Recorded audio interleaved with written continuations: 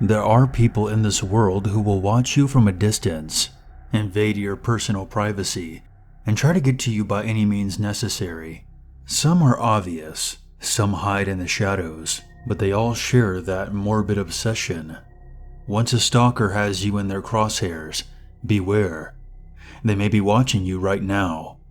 Today's video is a collaboration with Blackeyed Blonde.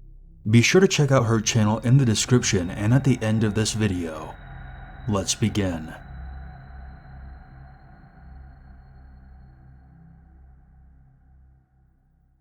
Number 1. The following is a true terrifying stalker encounter from Leonard Nimoy, as told in his book, I Am Spock. In 1978, Leonard was on a movie set in San Francisco on a late-night shooting of the remake of Invasion of the Body Snatchers. During a break from filming, he was making his way to his trailer when he was approached by a young woman from out of the shadows who politely asked him for an autograph for her 14-year-old son. Being used to encounters such as this, Mr. Nimoy politely signed the piece of paper, then excused himself to enter his trailer. He recalls not getting a very good look at her face, as it was very dark and he was very tired.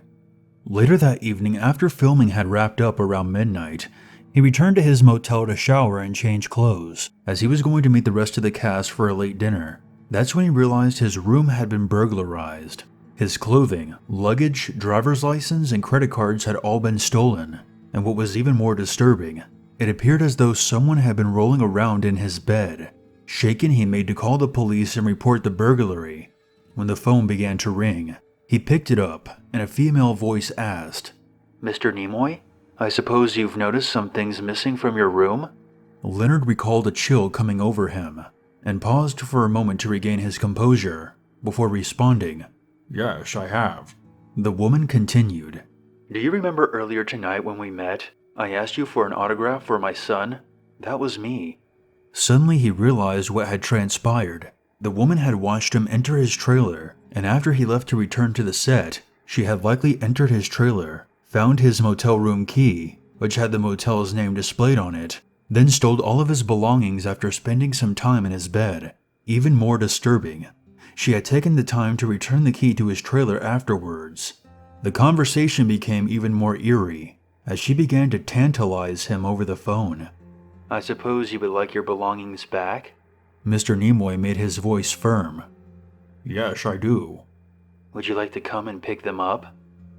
"No. You figured out how to get them. You can figure out a way to bring them back." The woman hesitated before responding. "If I return them to you, how do I know I won't be immediately surrounded by the police?" "You don't," Leonard responded gruffly. What the woman said next made a shiver run down his spine. She laughed as she coyly whispered, "I'm you right now." "I beg your pardon?" "I'm wearing your clothes right now." Mr. Nimoy began to feel the sensation of real fear beginning to set in, and demanded to know where she was, to which she responded, "Not far away." He demanded to know who she was, and she began to brag that she was part of the Hollywood business just like him. She was a nurse who had somehow found the time to write a screenplay, and Richard Brooks was going to direct it. She insisted that she did have a 14-year-old son. Mr. Nimoy abruptly ended the call and placed another one. He decided to try and verify her story. What this woman probably didn't know was that he was acquainted with Richard Brooks. Fortunately, he was able to reach the director at the time, and after recounting the strange story, Mr. Brooks admitted that he had received a screenplay from a young nurse and had her name and contact information. After obtaining the information, Leonard immediately called the police, and within a half an hour, an officer had arrived at his motel. The officer asked him if he wanted to press charges or simply wanted his belongings back, to which he replied that if she returned his possessions, he would not press charges. The officer called the woman and professionally stated that if she complied with Mr. Nimoy's request, she would not be arrested. And within minutes of the phone being set down, the bellman arrived at his room with all of his belongings in his arms. Mr. Nimoy did not reveal the woman's identity in his book, and fortunately he never encountered her again. It just goes to show you, for all the luxuries that celebrities enjoy, they are not immune to such ordeals, In fact, they are more likely to be the victims of such behavior. Fortunately for Trek fans everywhere, the situation was resolved peacefully, and Mr. Spock was able to continue exploring new worlds, seek out new life and new civilizations, and boldly go where no man has gone before. Number 2. This happened back in October of 2015 when I was 23 years old. I should point out I'm 5'0" and look about as tough as a marshmallow rabbit. I worked the night shift at a sandwich shop, and to go home I'd take the metro one stop over, and it'd be a straight 4-block walk home. On this particular night, it was raining pretty hard, enough so that I had my hood up and it obscured my face fairly well. So to clarify, I'm wearing a black hoodie at 11 o'clock at night. I'm getting ready to cross the street at the CVS when I see someone jogging down the sidewalk from the direction of the Gold's Gym from further up the road. I crossed the street and headed to my apartment. I got home, locked both my locks, and fell asleep almost immediately. Later the next afternoon, on my day off, I headed over to the CVS to purchase some stuff. I'm in the self-checkout line, and there's a guy, maybe in his late 20s or early 30s, dressed in a business suit right next to me. I have no clue who he is, nor do I particularly care. As I glance over briefly for no particular reason, he makes eye contact with me and says, "Nice to see you again. How are you doing?" What? "I saw you last night when I was heading back from the gym." Then it dawned on me that he's the guy I saw briefly on my way home the night before, but several things immediately didn't sit right with me. First, he was too far away for me to see the details of his face, which led me to believe I was too far away for him to see the details of mine. That being said, I had my hood up, in the rain, and close to the pitch darkness. How could he have possibly recognized me, unless he had seen me before last night? And what were the chances that we happened to be at the checkout at the same time? The man introduced himself, and he handed me his business card, which I took because I was at a loss for what else to do. He starts talking to me like we were old friends catching up. I didn't want to be rude or possibly make him angry, so I reluctantly told him my first name, but when he asked if I lived nearby, I shook my head and gestured in the complete opposite direction. We leave the store and start crossing the street, and he said he didn't mind giving me a ride next time so that I don't have to get caught in the rain. I made as though I was leaving in the opposite direction and waited for him to cross several streets before racing back to my apartment. The next night on my walk home, my head was swiveling around like an owl, keeping an eye out for him. But fortunately, I didn't encounter him again until the following February. I'm walking home, cold as fuck, even though I'm dressed like an Eskimo. I have my headphones in, and I'm listening to Blink-182's song, Feeling This, and I mutter sarcastically to myself, I'm definitely feeling the wind right now. And I see someone standing across the street. I heard the person call out, "Hi, Maria." I looked over and see that it's the same guy from the CVS, and he makes like he wants to talk to me. I immediately crank up the volume on my headphones and act as though I couldn't hear him. He seemed to change his mind and walked off with a wave.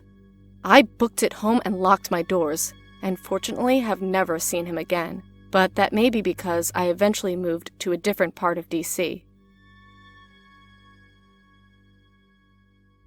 Number 3.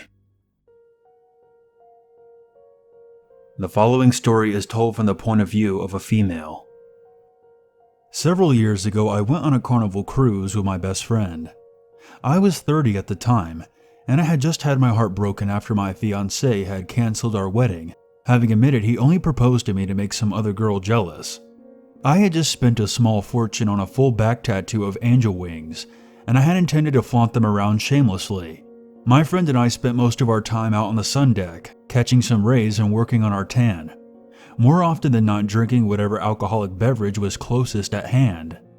My friend was determined to get me laid, as I had been faithful to my ex-fiancée for over 3 years, and she wanted me to immediately jump back into the game. I was pretty indifferent towards that idea, mostly because I was really enjoying the feeling of being free and detached, but I told her if she found a candidate, I would consider him.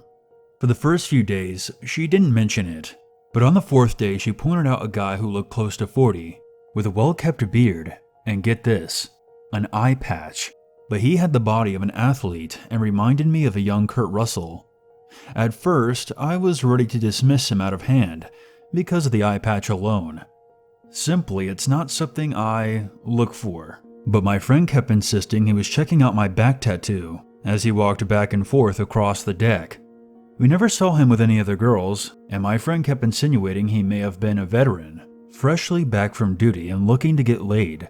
I only made eye contact with him once, and he smiled and nodded in a warm and courteous way. I nodded back, but ultimately decided that even though he seemed like he would certainly help me forget about my ex, I wasn't interested enough to pursue it any further. I told my friend that he was all hers. The next day, I hit the hot tub by myself. I had my head back and was more or less zoned out. My eyes were closed and I was enjoying the blissful relaxation when I felt something poke into my stomach. I opened my eyes and noticed a single rose floating in the hot tub with me. Its stem was poking at me as it bobbed up and down. I glanced around, and there was plenty of people nearby, but on the complete opposite end of the deck, I noticed the eye patch guy was staring at me as he sat alone at a table. He waved at me, and I tossed the rose out of the water and climbed out, ignoring him. As I wrapped a towel around myself, I was annoyed. Looking back, that seemed like a stupid thing to do.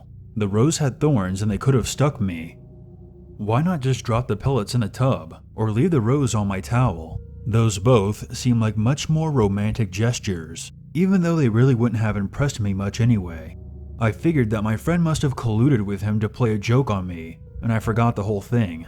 I didn't see him again that day, or any of the next, though I mostly spent the time in my room. On the second to last day of the cruise, I was eating breakfast in the dining area when I felt a pair of hands start massaging my shoulders, and a voice behind me said, "There's my angel." It was the eye patch man. I leapt up and smacked his hands away, which caught the attention of several people sitting nearby. I told him to back off and to never touch me again. Then I stormed out of the dining room. I confronted my friend and told her to reel in her new boy toy, as he was starting to act way too familiar with me. She looked at me and told me that she had never once spoken to that guy. Knowing that she wouldn't lie to me, my stomach sank, and suddenly I felt very uncomfortable. Deciding not to go anywhere else alone for the remainder of the cruise, my friend and I stayed close together and enjoyed the rest of our day. After dinner, we returned to our cabin to notice a line had been drawn across the outer door frame in black marker, which I thought was weird, but was too buzzed to comment on. I stripped off my clothes and climbed into bed, and within 5 minutes I had passed out. I woke up already feeling the start of a hangover setting in, maybe around 40 minutes later. My friend was asleep in the bed next to me, and I was convinced that I heard a noise coming from the other side of the door.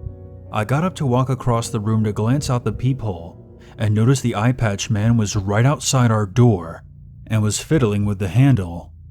There was a small globe sitting on the table next to the door with a heavy brass stand. It was meant to be a paperweight, but it also served as a mini lockbox which held my license, passport, and car keys. Without hesitating, I picked it up, flung the door open, and even before he could get a good look at my birthday suit, I smashed him directly in the face with the globe, right under his good eye. He cursed loud enough to be heard across the boat and took off running. I slammed the door, locked it, set the globe down, and got back into bed. I was asleep maybe 10 minutes later, and my friend never even stirred. The next day after we docked, I noticed him on the gangway, but he didn't even see me. He was bandaged up pretty good, and it looked like I had possibly broken his nose. My friend and I laughed our asses off on the ride home, and that's the story of how I knocked some sense into some creepy one-eyed stalker by stepping up and being my own guardian angel. I guess I'll never know exactly what his deal was, and I'm still not entirely sure if the marker on the door had anything to do with him, though the rooms did have numbers too, so who knows. I'm sure there's perfectly nice guys out there with eye patches, but this guy did not help the stereotype. Number 4. The following story is told from the point of view of a female. Back in the second week of September, I took a short vacation to Hawaii with my boyfriend. The trip was very important to us because it was the only time both of us could arrange our work schedules to get off at the same time. Overall, the trip was incredibly fun and worthwhile, and we made the most of it by visiting Pearl Harbor, the Stairway to Heaven, and the Kona Brewery. We even got some skydiving in, which is something I'm very proud of myself for experiencing. We stayed at an Airbnb on the top floor of a high-rise with a spectacular view of the city, and we practically felt like we were living in our own private slice of the sky. Well, perhaps we shouldn't have felt so untouchable. On the second or third day of the trip there, we were enjoying a relaxing morning of testing the mattress. The curtains were wide open and the sun was pouring in. Our sensual bliss was suddenly interrupted when my boyfriend looked towards the window. Babe, there's someone out there." "Out where?" I turned my head towards the window, and I felt my insides shrivel away and die. There was a man with a dark tan standing outside on a platform, staring right in at us, not even pretending not to notice what we were doing. Had I ingested enough booze, I may have just laughed and waved at him, but it was too early in the morning, and mortified I hid under the covers while my boyfriend walked over and shut the curtains. Needless to say, it killed the mood. Killed it so badly, in fact, it was dead and buried about 10 feet beneath Moses. For a few awful minutes of shock and embarrassment, 1,000 questions raced through my mind. Like how long he had been out there. Was he recording anything? But most important of all, what was he doing out there? My boyfriend and I eventually made peace with the idea that he was probably a window washer or something, and we had just been unlucky. Had this been a hotel, we probably could have called down to the front desk and complained. But it was an Airbnb rental, and technically a private residence there. There was nothing we could do except laugh and shrug it off, which was exactly what we ended up doing. We eventually left the room and went about our day and had a great time, and I can honestly say I didn't think twice about the guy all day, as we enjoyed the sights and each other's company. And when we got back to the room, we picked up where we left off and had a good night's sleep. The following day, we spent some time on the beach, but instead of heading directly back to the room afterwards, we went directly up to the roof of our building to see the view and take selfies. We took loads of pictures, watched planes take off and land from the airport in the distance, and overall just enjoyed the sensation of being young, in love, and in Hawaii. That's when, yet again, the moment was ruined. My boyfriend was out closer to the edge of the building, trying to get the best shot possible of the city, and I was sitting closer to the access door, enjoying the sun and minding my own business, when I heard the door swing open, and I glanced over. The exact same guy who had been outside our window gave me a crooked smile, nodded and disappeared through the door and down the stairs, the door closing behind him before I could find my voice. My blood froze. Had that really just happened? How long had that guy been up there on the roof with us? What was he even doing up here? He wasn't dressed as a maintenance guy. And what's more, his right foot had been encased in one of those medical boots, which implied he wasn't working in any capacity. I had noticed it the other day when I made eye contact with him through the window. Part of me just wanted to run after him and grab him by the throat and ask him what the heck he was doing stalking us like that. But I'm a pretty small person, and realistically acting like that would have probably ended worse for me than him. I called my boyfriend over and gave him the rundown on what had just happened. He booked it over to the door and looked down the stairway, but the guy was already gone. What do you think he was doing? We'll report him to the security guard downstairs in the lobby. He probably lives in the building. But then we would have to admit that we were up here on the roof too. Eventually, we just went back to the room without reporting him. We locked up our door tight, and the rest of our evening passed without incident. The next morning around 6 a.m. I woke up, rolled over in bed, and tried to fall back asleep. After maybe 5 minutes of just lying there quietly, I began to hear a noise coming from the outside hallway, through the living room. I sat up in bed and listened. There was a shuffling sound, and I wondered if some building administrator was sliding something underneath the door. Then I felt the door handle jiggle, and I suddenly was terrified. Like I said, this wasn't a hotel where room service may have just mistakenly been stopping by. This was supposed to be a private residence. I got out of bed without waking my boyfriend and crossed the living room to the front door. Outside, I suddenly heard the shuffling stop, and then there came the sound of soft, uneven footsteps heading down the hallway. I braced myself, looked out the peephole, but I didn't see anything. Had the person outside heard me coming, I double-checked the locks and headed back into the bedroom. The uneven footsteps unnerved me quite a bit, because all I could picture was the prowler guy trying to get in and possibly get a closer look at my boyfriend and I in bed. Despite my unease, I fell back asleep after about maybe 10 minutes. I woke up again around 7:30. There was much more sunlight in the room. My boyfriend was awake and on his phone. I kissed him good morning and made to get out of bed. "Hey, did you hear anything weird last night?" He glanced over to me, and I saw the hesitation in his eyes. "Not last night, but I woke up about 15 minutes ago to the sound of tapping on the window." My stomach sank. I stared at my boyfriend for a moment, and then we both climbed out of bed and threw back the curtains. I gasped and I covered my mouth. There were 2 faint handprints pressed against the outside of the glass, right about the spot where the curtains were closed, which implied to me that he had pressed himself against the window and tried to peek in, possibly without any harness. Just to get a look inside our bedroom terrified me. My boyfriend and I immediately went downstairs and told security, who obviously didn't believe us until we asked them to take a look at the handprints. We told them everything about the man in the boot watching us, and even us being up on the roof. After about a 40-minute conversation with security, we left to get some breakfast, and we never saw that guy again. I'm not sure if the building's security ever found him and put a stop to it, or he just stopped on his own, but we were fortunate enough to be able to enjoy the rest of our trip without incident. We even left a shining online review for Airbnb. While I'm still slightly creeped out, I'm so glad I got to spend some time in Hawaii with my boyfriend, and I don't regret the trip at all. This guy in the boot has given me a creepy story I can tell for years. Don't let this one random guy dissuade you from vacationing in Hawaii. It's well worth the trip. I would vacation there again and even stay in the same room. But if there ever comes a day where I read online that a guy fell to his death outside that building, I wouldn't be surprised, and I won't have to look at the picture to know who it is. There's always a reason to be afraid.